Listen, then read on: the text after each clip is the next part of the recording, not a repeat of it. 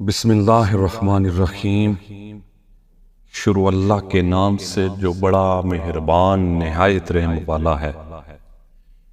اسلام ایک مکمل ضابطۂ حیات ہے اور نبی کریم صلی اللہ علیہ وآلہ وسلم کی تعلیمات میں ہمیں ہر بیماری کا علاج ملتا ہے۔ نبی کریم صلی اللہ علیہ وسلم نے جہاں اپنی زندگی میں روحانی اور باطنی بیماریوں کے حل تجویز فرمائے، وہاں جسمانی اور ذہنی بیماریوں کے بھی فائدہ مند اور آسان حل بتائے۔ حضور نبی کریم صلی اللہ علیہ وسلم نے فرمایا، انجیر کھاؤ، یہ بواسیر کو ختم کرتا ہے اور جوڑوں کے درد کے لیے مفید ہے۔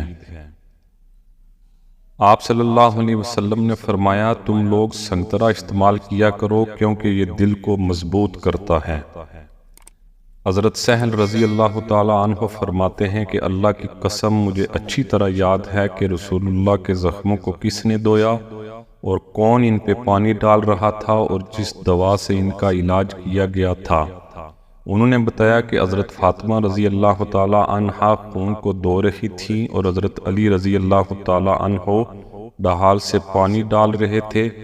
جب حضرت فاطمہ نے دیکھا کہ پانی سے خون زیادہ نکل رہا ہے تو انہوں نے چٹائی کا ایک ٹکڑا لے کر جلایا اور پھر زخم پر چپکا دیا، جس سے خون آنا بند ہو گیا۔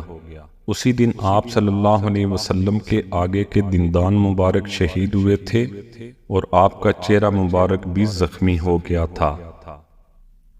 آپ صلی اللہ علیہ وسلم کو جب بھی کانٹا چبھتا تو آپ مہندی کا استعمال کرتے تھے۔ حضرت ابو ہریرہ رضی اللہ تعالیٰ عنہ بیان کرتے ہیں کہ آپ صلی اللہ علیہ وسلم نے فرمایا کہ جو بھی شخص لا حول ولا قوت الا باللہ پڑھے گا تو یہ اس کے لیے 99 بیماریوں کا علاج ہے، جس میں سب سے چھوٹی رنج ہے۔ آپ صلی اللہ علیہ وسلم نے فرمایا، تم میں سے جب بھی کسی کو بخار ہو جائے تو سحری کے وقت اس کے بدن پر ٹھنڈا پانی 3 رات تک چھڑکا جائے۔ اللہ کے رسول نے فرمایا کہ انار کو اس کے اندرونی چھلکے سمیت کھاؤ، یہ معدے کی صفائی کرتا ہے۔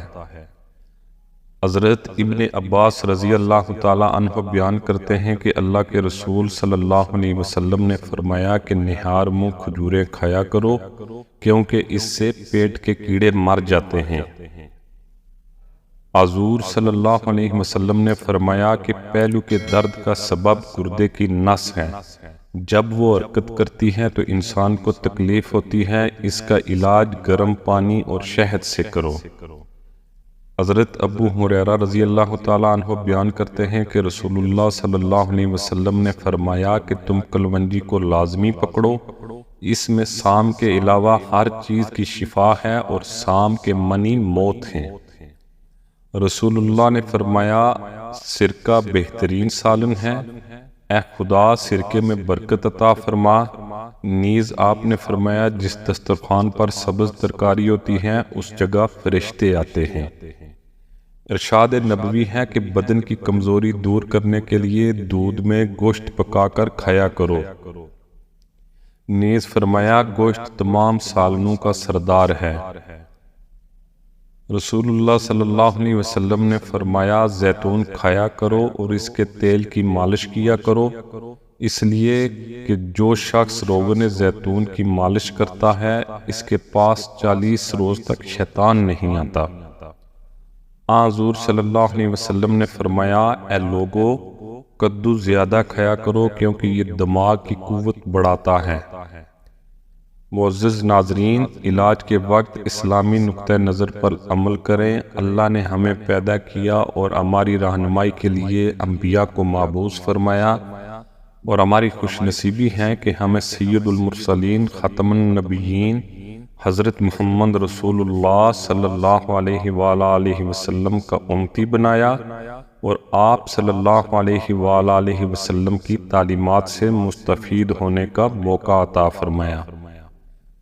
ویڈیو اچھی لگے تو ہمارے چینل کو سبسکرائب کیجئے، بیل آئیکن کو پریس کیجئے۔ ملتے ہیں مزید اچھی ویڈیوز کے ساتھ، تب تک کے لیے اللہ نگہبان۔